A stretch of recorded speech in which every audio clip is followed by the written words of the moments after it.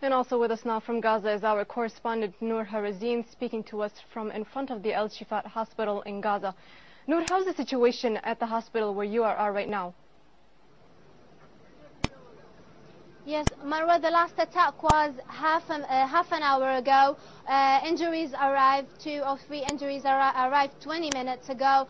With us, joining us today from Shifa Hospital, the medical director in Shifa Hospital, Dr. Nasser Tatar. Doctor, welcome. I would like to ask you about the updates on the death toll and the injuries in the 8th day of the Israeli attack on Gaza. Okay.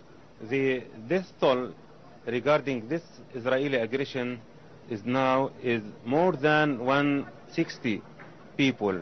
Of these, about 43 are children and about 11 are women. Some of them were pregnant. This is regarding the death.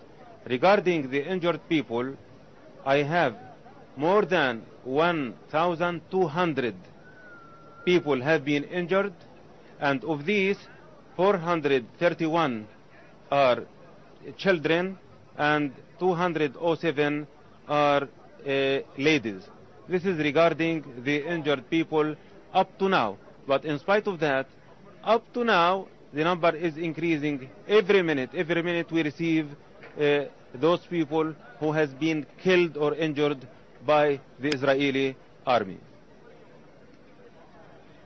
Doctor, could you give us the latest on the currently situation in Shifa Hospital, the medical supplies, the medicine?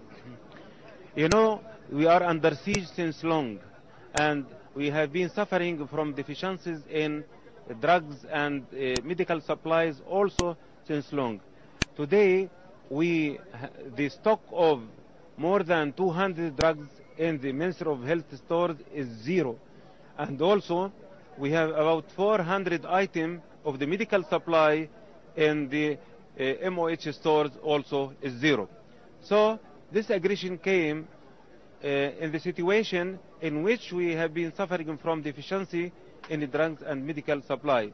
But in spite of that, we could deal with this acute situation, and thanks for all people who helped us in dealing with this situation, who spared to us many of the drugs needed and many of the medical supply. And in spite of that, in fact, we are in bad need for these drugs and medical supply. But I can say we could deal safely and in a good and excellent manner with those injured people. Doctor, did you notice any abnormal injuries? With this question, I mean, do you think that the Israeli occupation forces used toxic bombs or chemicals or maybe white phosphor on the attack on Gaza this time? In fact, the killed people or the injured people, we saw many things which are so strange.